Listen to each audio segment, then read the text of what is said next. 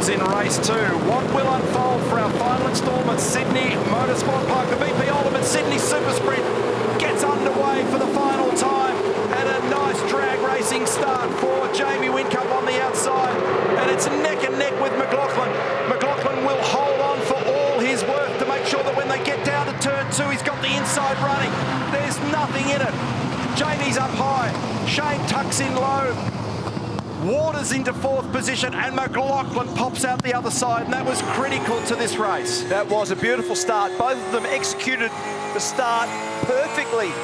Now, Van Gisbergen's being cheeky. Does he dive at his teammate? No, he doesn't. But that was very intense as they got through turn 1 alongside each other, and Scott on the inside prevailed. What's going on here in the middle of the pack? Mark Winterbottom with Frost. Oh, yeah, I thought Frosty was going to escort Fabian off the road, then he was able to get away with it, and he led him back on the road coming out of turn 5. Bump and grind in the middle. Which is always hard to understand from outside the car. When you're in the thick of that battle, you're getting nudged from behind, you're side to side with other cars, you're rubbing mirrors, you're tapping on the bumper of the car that precedes you.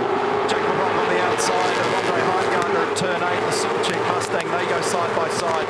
There's some leniency with track limits in the early part of the race. Oh, Mostert wide and a long way back.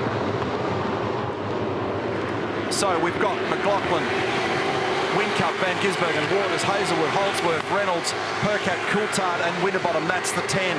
Now, Hazelwood's looking strong once again.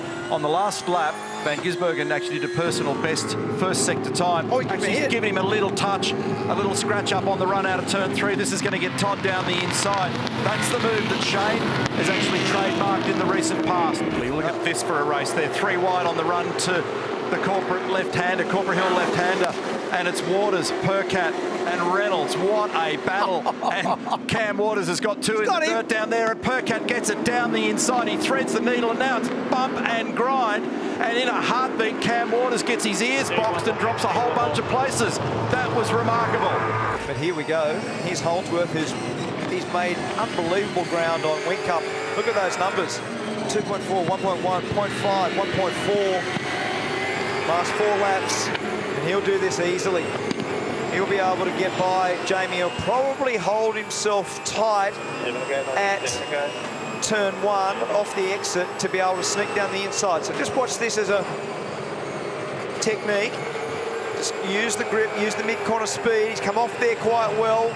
Does he get straight down there? Yes, he does. Nice move. Yes, nice. And Jamie played the game also. Yeah, it was in that lost in space place in the left-hand corner, and then once Jamie recognised he was there, gave him some space. Now, the margin's 2.6 seconds, so it's a valiant try, but he's not quite going to get there, and ended up being a pretty quiet run for the balance of the afternoon for Jamie Whincup. David Reynolds holding on to 4th at the moment, and I think everything after that has now settled somewhat. Everybody's pulled the trigger and used the most out of their Dunlop tyres. But boy, we've had 3 really interesting, energised races this weekend. It's been a great return.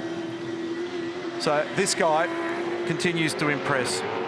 The concentration that he showed us in the break during the E-Series was impressive. Same for Shane Van Gisbergen. Actually, this move here could be interesting. These guys got together when they were sim racing several times. Is that a problem for Fabian? Yeah, he's definitely got a drama late in the race there. Big time.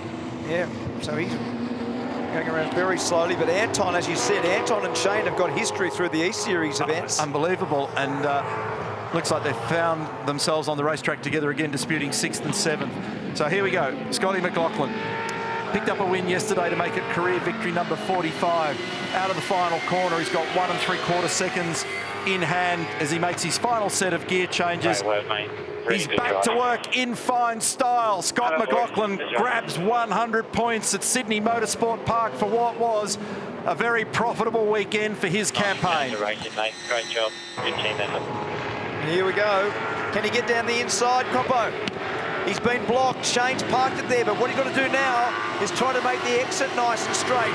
He may have lost too much ground in the mid-corner, got too much wheel spin, too much oversteer, and Van Gisbergen prevails against the young Charger. great battle. That group of cars there's nothing in it. Have a look at the number of teams that are involved. There's 5 teams there because Walkinshaw and Andretti United ended up coming up onto the back of that with Bryce Forward. Okay, we'll check out our results. Race number 9, BP Ultimate Super Sprint. Scott McLaughlin home by 1.5 seconds from Lee Holdsworth. Big chunk of time back to Jamie Whincup. David Reynolds, I think you'll be pretty happy with the recovery. Mark Winterbottom, well done. Good strategy, great pace in the Irwin Tools entry. Van Gisbergen and De Pasquale having a tremendous battle at the end. Look at that, 0.4 of a second between them. Todd Hazelwood, Nick Percat, Bryce Forward, great recovery as well. Well done. Jack LeBrock, Scotty Pye, Cam Waters, who we have a question mark over what was happening there with that car. We'll try and track that down for you shortly. Then James Courtney next in the queue. Heimgartner, Mostert, Kelly, Smith, Jacobson, Jones, Davison, Kostecki, Pither, and unfortunately not making it home. That man. So Nelson's normally there. That's right. It could be a demarcation dispute. So Nick Percat. Nelson will be very aggrieved. That's it. Might get bitten for his trouble. So courteous Nick Percat bringing Fabian Coulthard home. Bradley will probably send him an invoice. It probably is like an Uber. Very expensive Uber.